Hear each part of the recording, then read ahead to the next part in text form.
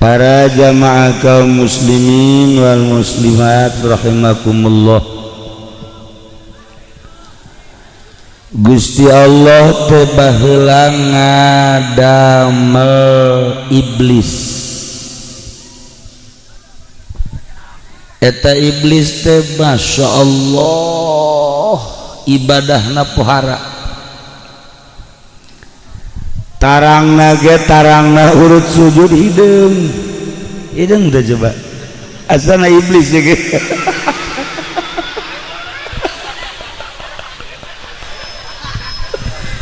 pohara teh iblis mantak juga ada besi nale tarang hideung ulah wakang hebat-hebat besi aya turunan iblis. Gancang carita nama Allah terus ngadamel Kangjeng Nabi Adam alaihis salam. Barang Kangjeng Nabi Adam didamel ku Gusti Allah tuluy diberean roh wa nafakhtu fihi min ruhi. Hiruplah Kangjeng Nabi Adam. Sanggeus Kangjeng Nabi Adam hirup Allah ngainstruksikeun ke seluruh malaikat. Cak Allah, hai malaikat, kaulah sakumaha anu geus nyarita ka aranjeun kabeh bakal nyieun hiji makhluk Adam ngaranna dijieun tina tin yakni tina endut. Endut itu apa? Endut itu apa? Mongko onon siram ge we. Tina taneuh. Nah, barang geus kawujud Kangjeng Nabi Adam, Allah ngainstruksikeun ka malaikat kita sujud. Brek, malaikat manut sujud kabeh. Illa iblis, kecuali iblis tidak sujud ke Kangjeng Nabi Adam. Iblis membungeun aba wastakbara wa kana minal kafirin. Kulantaran iblis tidak sujud ke Kangjeng Nabi Adam, iblis diusir ku Gusti Allah di surga.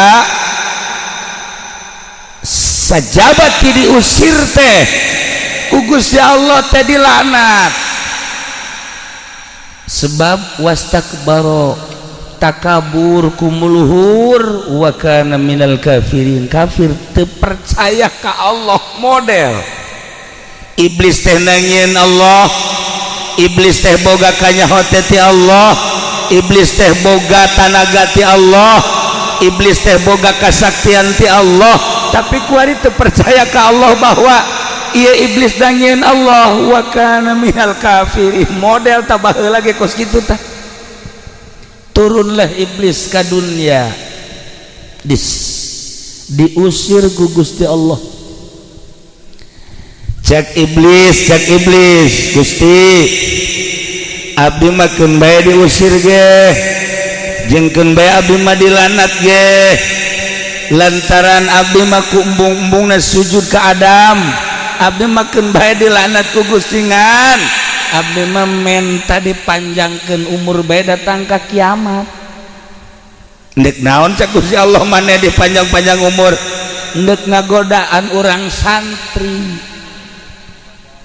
ndek ngagodaan urang Cikupa, urang Pasar Kemis, Cilongok mah teu. Urang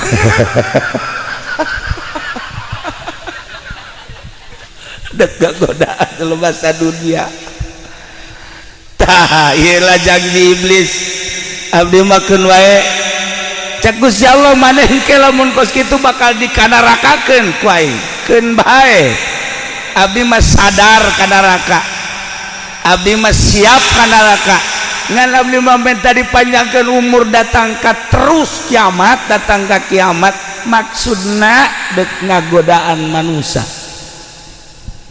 Kata kitu baca Gusti Allah panjangkeun saguaing umur sakahayang sia ya kumaha ge kumaha sia bae waing dibere sadaek sia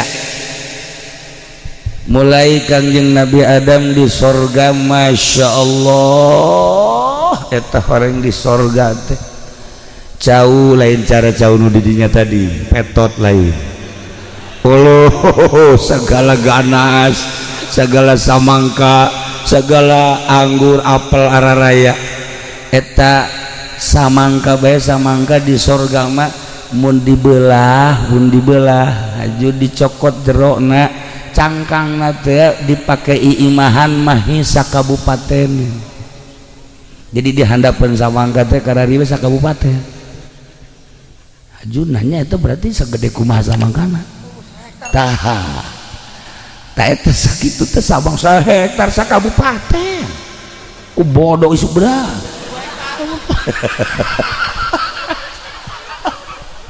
Asa kabupatenan bisa liuhan di dieu. Tah ieu samangka sorga. Wah Kangjeng Nabi, tapi Kangjeng Nabi Adam kesepian. Lantaran di sorga sakitu indahna sakitu mewahna sorangan.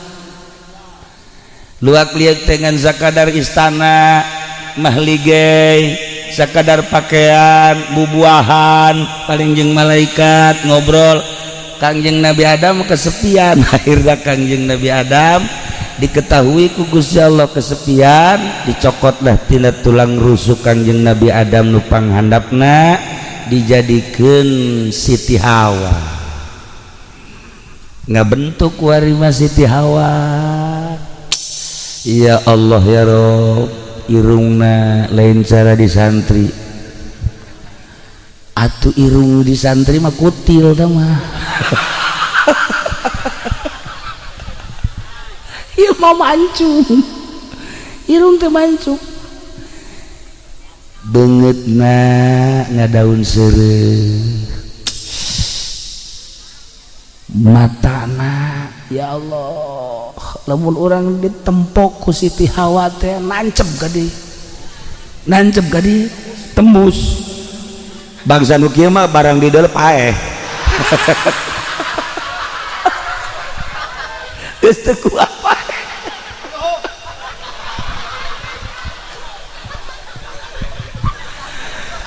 Tak jadi ku gelis-gelis geus teu kacaritakeun atuh garana ge manusia pertama langsung ku Kangjeng Nabi Adam deuk ditoan. Ih cek Gusti Allah, Adam aya aturanana. Ulah Adam atuh kumaha abdi teh bogoh. Aing nyaho cek Gusti Allah mantak diciptakeun teh ieu teh jang batur maneh ngan tetep kudu kawin heula make aturan aing. Kumaha atuh Gusti? Make mas kawin aing nu ngawinkeunana mas kawinna kudu di mas kawinan. Naon Gusti mas kawinna? Maca sholawat ka Kangjeng Nabi Muhammad sallallahu alaihi wasallam. Mulia amat eta Kangjeng, mulia amat, luhur amat, agung amat eta Kangjeng. Datang ka eta ngaran Kangjeng sholawat Kangjeng pake mas kawin perkawinan Kangjeng Nabi Adam. Ya Allah ya Rabb. Lamun aya di santri awewe geulis aju mas kawinna sholawat. Geus pokona mah tuh sia teh mah siapa atuh sieun anu siap urang dina teu atuh nya mah teu make modal hayang make sholawat bae make emas tolong.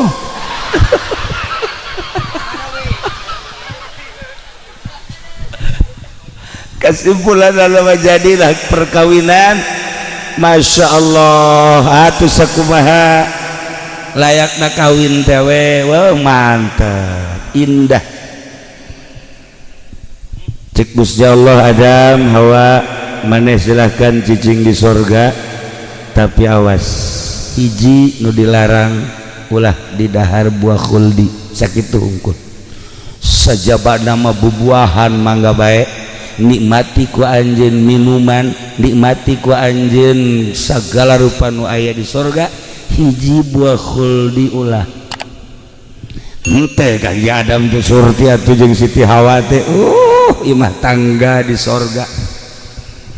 Mulai iblis nu diusir teh Adam kenaon sada di luhur ya Adam naik nyana ka luhur teu meunangan ku malaikat sakali dua kali teu meunang katilu kali melalui makhluk Allah nu ngaran orai nyana asup kadinya orai mawa ka sorga nyana ngawujud deui ambrok jeung Adam sahaya iblis ya hai wauh keneh mah alhamdulillah atuh dek naon bae ka dieu cek Nabi Adam kula makan leuwih ti heula baheula hirup teh di sorga teh jadi penduduk sorga teh pangawalna dek nganasehatan we ka anjeun kade bahasa Gusti Allah teh kadang-kadang teu kaharti ku urang nu dilarang kadang diparentah anu diparentah kadang jadi larangan tah ieu sing hade ieu mangan sakadar hati-hati be Allah teh mangga-manggakeun sakabehna nu aya di sorga tapi ulah ngadahar bakhuldi tah ieu teh pikir ku anjeun asana balukarna ieu bakal bahaya lamun teu didahar bakal bahaya ceuk kula mah maning dahar bae eta mah deuk percaya deuk henteu kula mah ngan sakadar ngan nasehatan masyaallah mangga bedam teh kula mah deuk indit deui be Kangjeng Nabi Adam teh hebat iblis jadi nasehatna leuwih ti MZ ieu komo Saryudi mah tadi pake bahasa Jawa lah kita mah orang ngertos itu ge Jawane mengkonon itu mah Jawa keronjo ya tapi akur jeung banget sama Jawa Jawa udik nah menang sababaraha iblis datang deui Adam kade ye kieu-kieu ge pangalaman di sorga ieu mangan sakadar mere nyaho bae jeung nasehatan ari nurut kana nasihat atuh mangga aing teu bae masalah sapira nasihat hati-hati larangan Gusti Allah ngadahar buah kholdi ulah teh eta teh asli nama dahar bae sebab lamun teu didahar engkena bahaya nu bener blis kula mah lain anyar hirup teh memeh anjeun teh sabaraha tahun ibadah ka Gusti Allah teh geus seubeuh geus jaho seluk-beluk di sorga segala rupa pokoknya geus jaho bae ieu mah sakadar nganasehatan mangga bae cek pikir ku anjeun Adam akhirna iblis leng deui Kangjeng Nabi Adam buahnya ieu sebab iblis mah leuwih ti heula kan hirupna nya mulai ditoel ku jana ieu bakul di cek iblis lamun didahar bakal langgeng di sorga mun teu didahar bakal cilaka kecan percaya tilu kali kadinya nganasehatan deui kumaha Adam geus kaharti nasehat rada sih aju geus didahar kakarak ditoel we nah ieu mah sakali deui nya pikir nu manteng nu mantep jeung nu mateng lamun eta didahar maneh langgeng di sorga lamun teu didahar cilaka geus paning dahar bae kajen koko percaya ka kaula bener blis ye pokona geus sing yakin akhirna ku Kangjeng Nabi Adam dicekel dipoteskeun didahar Masya Allah Kangjeng Nabi Adam begitu ngadahar buah khuldi langsung dikutuk ku Gusti Allah Adam maneh teh ku kaula dek dijadikeun penghuni surga tetapi kulantaran maneh ngerumpak karena aturan kaula detik ieu keneh maneh ihbit turun Kangjeng Nabi Adam begitu dek turun ucutan kabeh ulah makena naon sataranjang Kangjeng Nabi Adam jeung Siti Hawa Kangjeng Nabi Adam turun di India di Hindi Ibu Hawa diturunkeun di Jeddah turun ke handap Masya Allah Kangjeng Nabi Adam doraka ka Gusti Allah karena rayuan iblis akhirnya sadar sujud Kangjeng Nabi Adam begitu sujud langsung keluar cai mata teu cengkat-cengkat Kangjeng Nabi Adam urut cai mata Kangjeng Nabi Adam ngalir jadi kali teu eureun-eureun kakarak diri Gusti Allah irparosaka ya Adam hudang bahwa tobat anjeun geus ditarima ku kaula kuari mah teangan bae Hawa kesimpulan Kangjeng Nabi Adam diterima tobatna alhamdulillahirabbil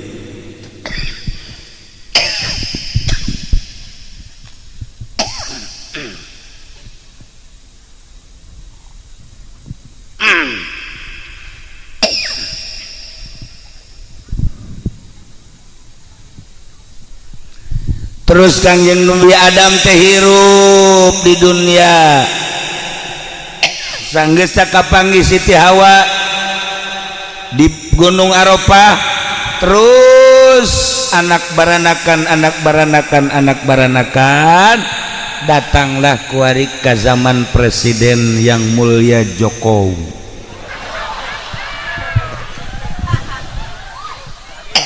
datang ayeuna ke zaman ayeuna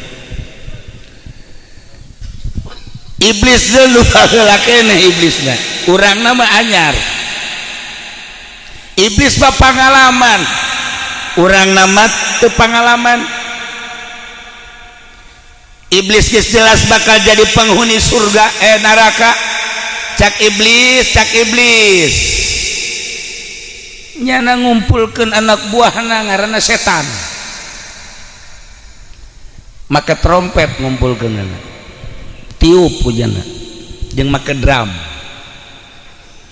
di samping itu make gitar sulingan atuh sia eta nah eta paranti ngumpulkeun anak buahna seperti eta ditiup ku iblis trompetna daratang kabeh di dieu ge lamun ditiup trompet pasti sebab gadeleuna ge ieu ge anak buahna keneh cak iblis wahai anak buah kaula nyaho maneh bahwa urang bakal jadi penghuni neraka woi kantenan cak anak buahna suditan teu lamun urang ka neraka baris urang bae watuh henteu maka lamun hayang rame di neraka lamun hayang boba batur di neraka wayahna tuh urang santri goda ku sia tuh urang mau goda ku sia tuh orang keronjo goda ge wis aja asa-asa goda lah iblis jago jadi bahasa Jawana yang ono ni kresek ke godaan wis kabeh lah goda siap cek setan siap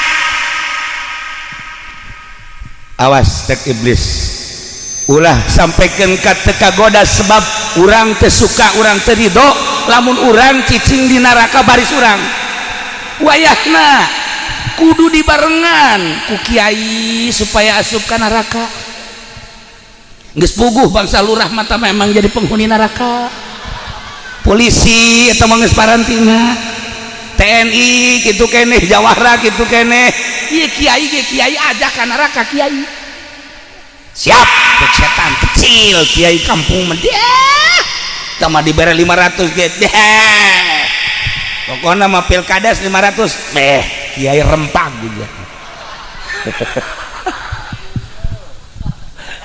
siap setan mulai jana turun ke handap noelan situ buka motornya yang buka kan atuh tapi itu bukan duit kan kredit DP nya seberapa aja 500 goblok saya tanya aja atuh ka kredit tolol milu jeung aing aduh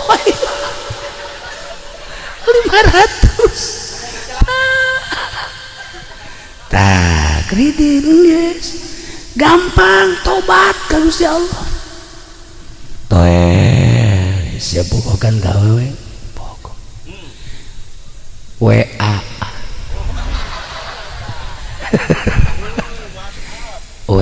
WhatsApp sok tanyakan coba nomor HP nasabara ayo ibu situ daya tiup tanggung jawab ayo ya awalnya mal asal di ngini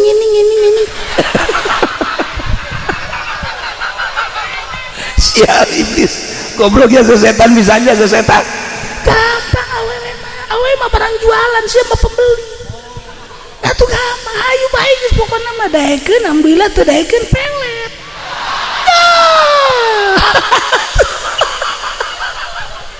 sial iblis bisa aja hingga neangan peletna kawan Saryudi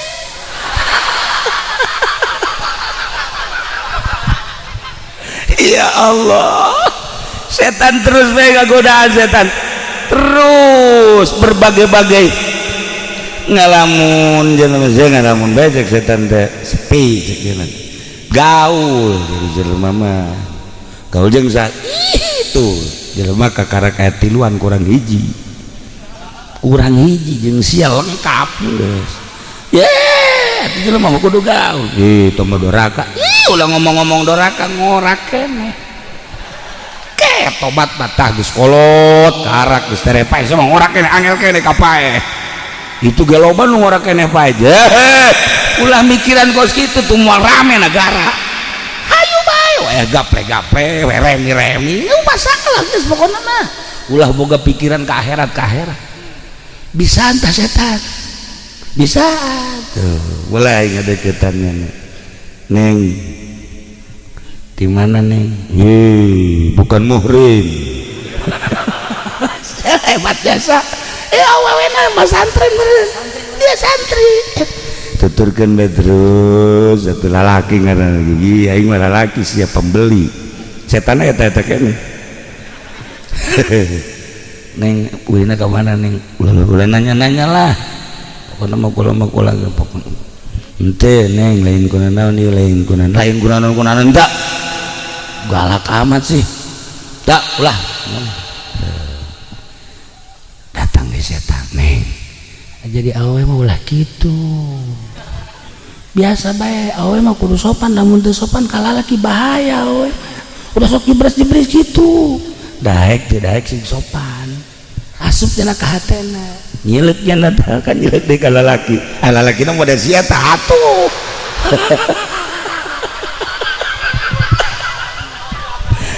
setan ngadeket gede neng kemana neng oh ente bade ka dieu cek teh tah jembar hati alhamdulillah gitu aja jadi awewe mah ulah sok jual mahal biasa bae sih komo neng mengurak kene atuh masalah sih kakara ditanya baik masalah akhirnya tanya neng setan bisa bahasa setan eta langsung nomor HP na sabarat oh nomor HP 666 mulai di kamar aja pendek kieu atuh lagi ngapain neng enggak sendiri ya iya oh gimana kalau kakak jangan udah main HP aja kita tuh oh sapoe dua poe gimana kalau kita ketemuan di pengkolan sial dasar setan bisa berbagai-bagai setan ke pemuda bisaan ke pemudi bisaan setan ke pejabat bisaan setan ke kiai bisaan pokoknya ke berbagai-bagai setan pengalaman tiba heula urangna anyar ente saeutik kiai anu terjerumus ka bawah ku setan geus puguh mulai kiai mata mah komo sih setan ge datang ka sieun urang teh sieun ka setan sieun ka nya mah wah ieu mah bajinganana teh leuwih di setan ya Allah ya Rabbi masya Allah karim geus puguh tambahan nu mabok, geus puguh tambahan nu zina digoda ku setan, geus puguh tambahan nu judi, geus puguh nu korupsi jelas.